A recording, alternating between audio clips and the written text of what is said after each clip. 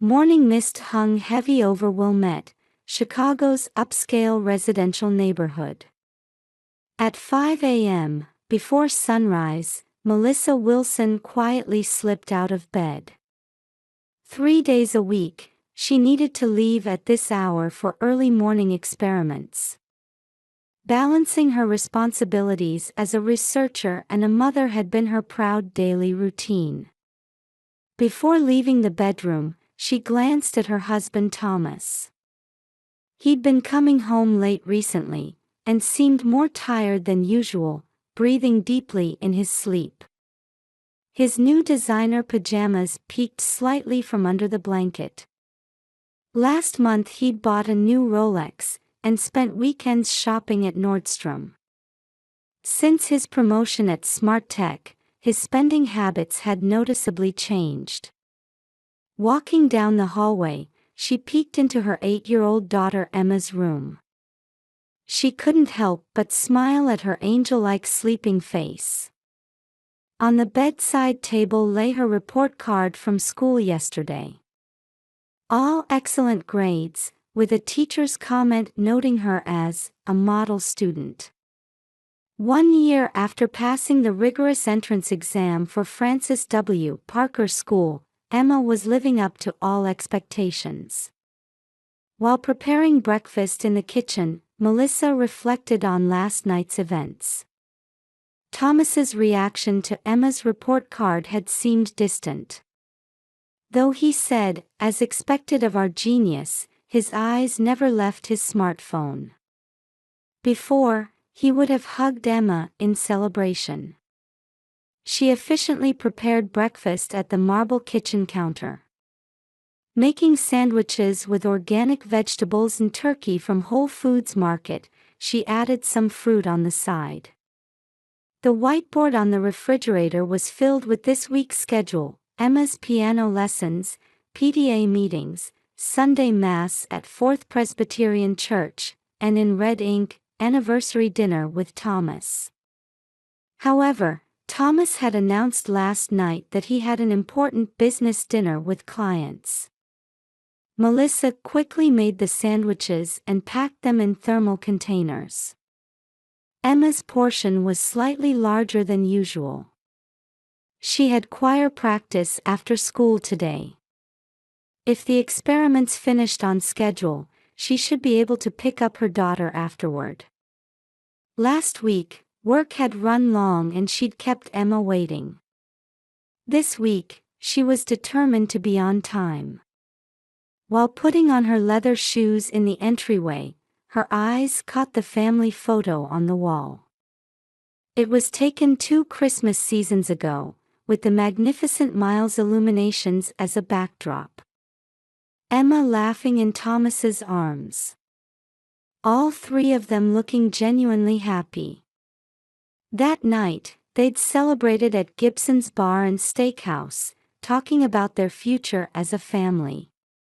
Emma's eyes had sparkled as she declared, "I want to be a doctor like Mom and help people." But now, that photo felt like a distant memory. Thomas's newly acquired BMW. The sudden increase in late-night engagements. The scent of new cologne. His slightly panicked response to smartphone notifications. Each small change had been building into a sense of unease. As she boarded the first metro train of the day, Melissa let out a deep sigh. She had earned her PhD from the University of Chicago and now worked as a senior researcher at a major pharmaceutical company along the Magnificent Mile. As team leader for Alzheimer's treatment research, she faced new challenges daily. She took pride in balancing work and family. Though she couldn't be a perfect mother, she believed Emma was growing up healthy and their family bonds were secure. Looking at her reflection in the train window, Melissa renewed her determination. Both her current drug research and time with family were important. This weekend, she would definitely take Emma to Lincoln Park Zoo. She'd invite Thomas too. At 8 p.m. on Friday, Melissa opened the front door with tired steps, her final experiment data verification having run longer than planned. The rain that had started in the evening had intensified, and the street trees swayed in the wind. "I'm home." Emma's usual "welcome back" didn't echo through the house. Instead, only the living room lights were unnaturally bright. Unfamiliar men's shoes in the entryway. Expensive leather shoes leaving water droplets on the floor. Walking toward the living room in her heels, she saw Thomas sitting on the sofa. Next to him sat an unfamiliar middle-aged man in a gray suit, holding a thick envelope. The atmosphere was unusually heavy. On the coffee table, half-empty coffee cups suggested they'd been waiting for her return for some time. "So you finally came home." Thomas's voice lacked its usual warmth. His eyes were cold, as if looking at a stranger. "Who is this person?" When Melissa asked, the middle-aged man stood up and offered his business card. The card was printed on expensive paper with embossed lettering. "I'm Charles Johnson from Professional Investigation Services." Detective. The word echoed in her mind. Melissa felt her breathing become slightly irregular. The sensation was similar to encountering unexpected data in the laboratory. "Where's Emma?" Her voice trembled slightly as she spoke her child's name. "Don't worry. She's with my mother." Thomas answered curtly. His eyes held an unusual gleam. His expensive new tie glowed oddly under the fluorescent lights. "What is this about? What is this about? Your betrayal has been proven. Look at this." The thick envelope was slammed onto the coffee table, photos spilling across the floor. Melissa picked one up. Her movement was as careful as handling a pipette in the laboratory. It showed her lying with an unknown man in a suite at the Chicago Ritz-Carlton. The date marked was 3 Saturdays ago. Through the window, the distinctive silhouette of the John Hancock Center was visible. "Remember now? The day you said you had an important meeting with colleagues and left the house." Thomas's voice was ice cold. The family photo on the wall behind them seemed to look down on the situation. Melissa silently studied the photo. The elegant hotel interior, the large bed, and indeed a woman who looked very much like her. But something was off. Her researcher's intuition caught the discrepancy. "Will I have a chance to explain?" Melissa's voice was calmer than expected. The self-control she'd developed through years of research was working. "Not necessary." Thomas barked. His expensive brand watch caught the light as his arm moved. "I'm demanding a DNA test. And I won't give up Emma's custody." Detective Johnson cleared his throat and began presenting new evidence. Hotel security camera footage. Cross-reference with Melissa's workplace entry records. Contact history with the alleged lover. The evidence piled up one after another, creating a small mountain of dark files on the table. Melissa slowly sat down and carefully examined each photo, as if analyzing important data in her laboratory. Outside the window, the rain grew stronger. "Get out tonight," Thomas commanded. His voice carried an unfamiliar urgency. "I've already contacted a lawyer. If you agree to divorce without compensation, we can keep this quiet." "As you say." Melissa finally spoke. Her voice was clear and unwavering, like when presenting experimental results. Let's verify the truth. At those words, Thomas's expression twisted momentarily. His fingers unconsciously touching his expensive watch trembled slightly. I'll accept both the DNA test and analysis by photo experts. However, Melissa stood up and took out her iPhone from her bag. The screen showed her latest selfie with Emma. I'll be consulting with my lawyer as well. Get out of this house right now. Thomas's voice echoed through the room. It sounded somehow theatrical. You'll never see Emma again. I could send these photos to her school. I understand. Melissa picked up another photo and held it up to the light. Her gaze was sharp, like examining a sample under laboratory precision equipment. Tonight. Or else. I understand. Melissa answered calmly again. Her composure seemed to be unsettling Thomas. I'll pack my things. However, this is a temporary measure. Until the court's decision. While climbing the stairs, Melissa stopped in front of her daughter's room. Emma's smiling photo was posted on the door. A handmade photo frame with the words, "World's Best Mom." Next to it, her recent science test with an A+ grade. I will reveal the truth, she vowed silently as she began packing the minimum necessary belongings into her suitcase. In Melissa's mind, a plan to uncover the truth was already quietly but surely taking shape. Gray skies covered the high-rise buildings along the Magnificent Mile. A week had passed since the separation. Melissa sighed deeply while looking out the laboratory window. Ms. Wilson, have you heard the rumors? Whispers from colleagues echoed from across the lab. When she turned toward the feeling of eyes on her, several researchers hurriedly looked away.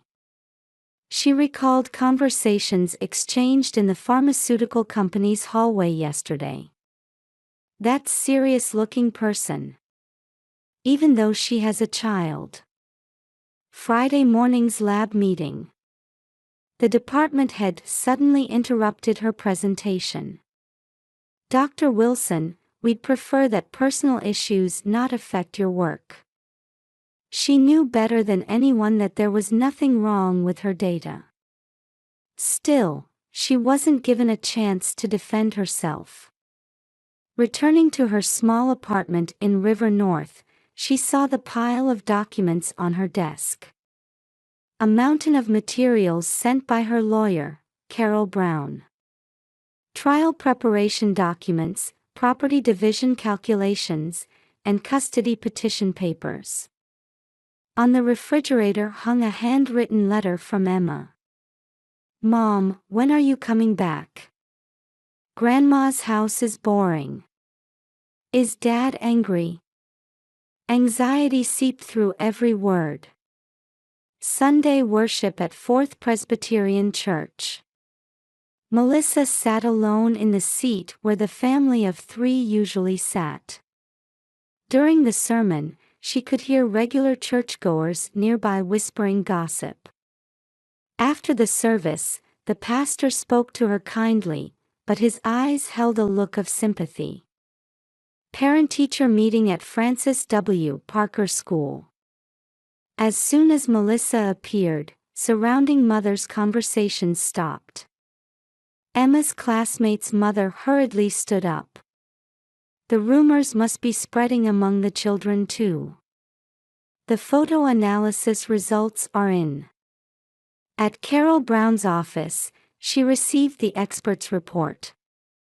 Digital image analysis expert Sarah Jenkins's report pointed out several unnatural aspects, though it hadn't reached decisive evidence.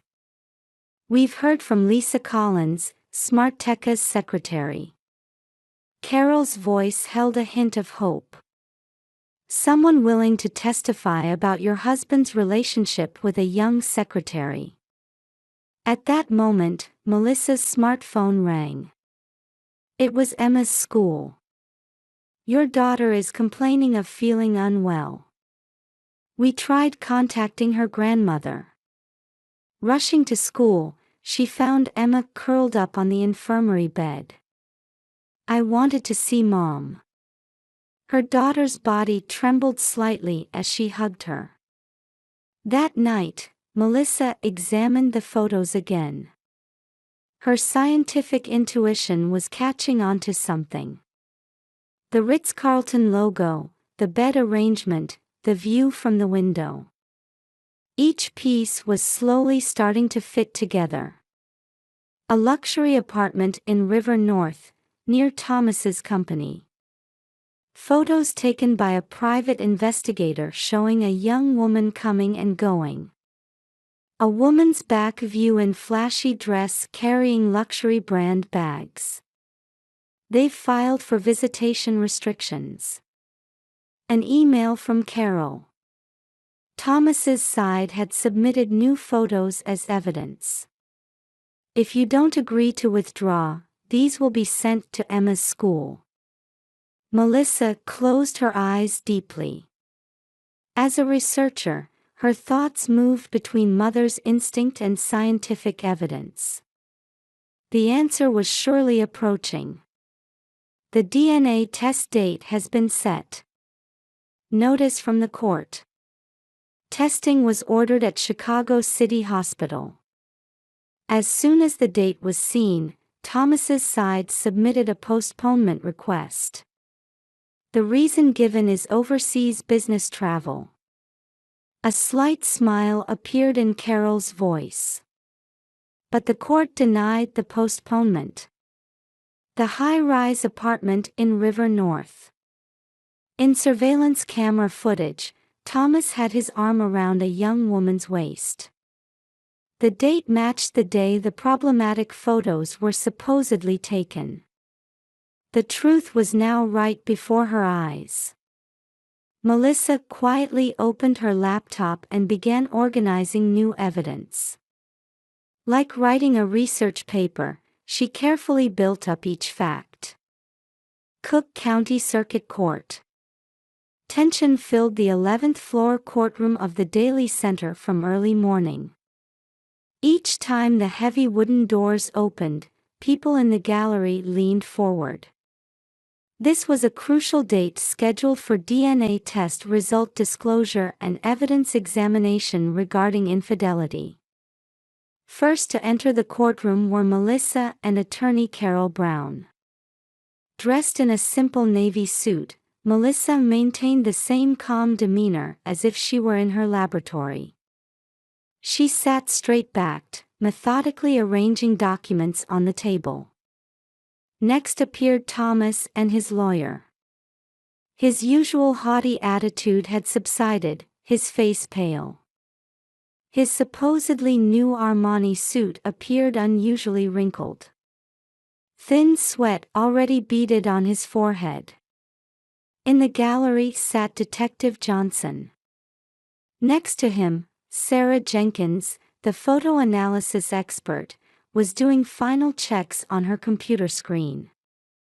Across from them sat Lisa Collins, Smarteka's former secretary, anxiously wringing her hands.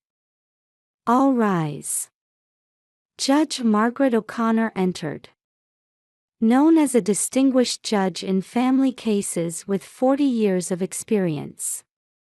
Let's begin with the DNA test results. The sound of Judge O'Connor opening the envelope echoed through the courtroom. Thomas's hand trembling became visibly stronger. His lawyer placed a hand on his shoulder, trying to restrain him. The test results confirm with 99.9999% probability that Emma Wilson is the biological child of Melissa Wilson and Thomas Wilson. Thomas's face gradually turned ashen. Next, regarding the photo analysis results. Sarah Jenkins took the witness stand. The problematic photos were projected onto the screen. These photos show multiple significant signs of manipulation. Jenkins explained carefully, avoiding technical terms. First, the angle of the John Hancock Center visible from the hotel window is physically impossible. Given the actual building positions, the building cannot be seen from this angle. A small murmur arose in the courtroom. Furthermore, the direction of the subject's shadows is inconsistent. Given the sun's position at the recorded time, such shadows cannot occur. Thomas's shoulders slumped. Most decisively, this. The screen image changed. The hair outline of the person alleged to be Melissa. Here we see characteristic traces of image processing software. These are typical artifacts that occur when combining an image cut from another photo. Lisa Collins was called as the next witness. Thomas Wilson has been in an affair with Jennifer Parker, a young company secretary, since last September. Her voice trembled but was clear. Ms. Parker was pressuring Mr. Wilson for marriage. She threatened to expose their relationship if the divorce wasn't finalized. The courtroom erupted in commotion. Carol stood up to submit new evidence. Security camera footage from the luxury apartment in River North. It shows Thomas Wilson and Jennifer Parker entering a room at the exact same time the problematic photos were allegedly taken. Thomas's face visibly contorted. Furthermore, testimony from someone at the detective agency. Carol produced new documents. Thomas Wilson paid a total of $150,000 for photo manipulation and false testimony. Judge O'Connor frowned while reviewing the documents. This is a serious matter. Photo forgery, suborning perjury, criminal charges must be considered. At this moment, the courtroom doors quietly opened. Emma's grandmother entered with Emma. Learning of her daughter-in-law's innocence, she had decided to let Emma see Melissa. Melissa smiled gently at her daughter before turning forward again. At that moment, Thomas stood up. "I admit it."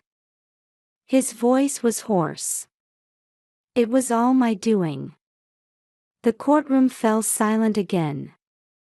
"I intended to marry Jennifer. But with a normal divorce, I'd lose half my assets. And Emma's custody." Thomas's voice broke. "The photos are all manipulated. Melissa did nothing wrong."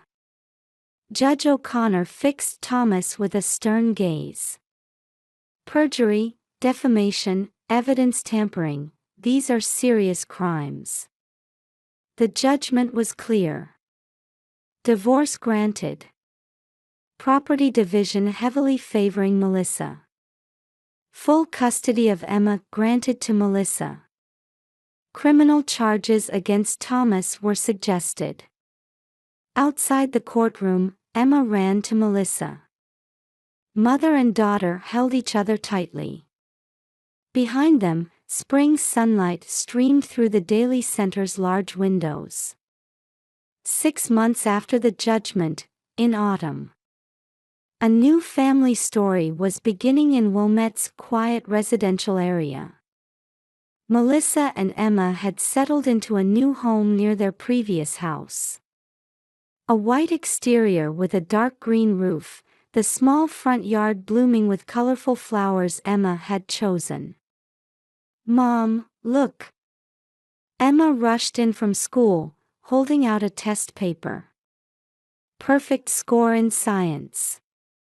Her grades had temporarily dropped during last year's turmoil, but had remarkably recovered over these 6 months. Now she was more vibrant than ever. "That's my girl."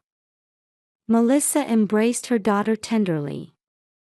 Warm dinner for two was ready on the kitchen island counter. Home-cooked meals made with fresh ingredients from Whole Foods Market.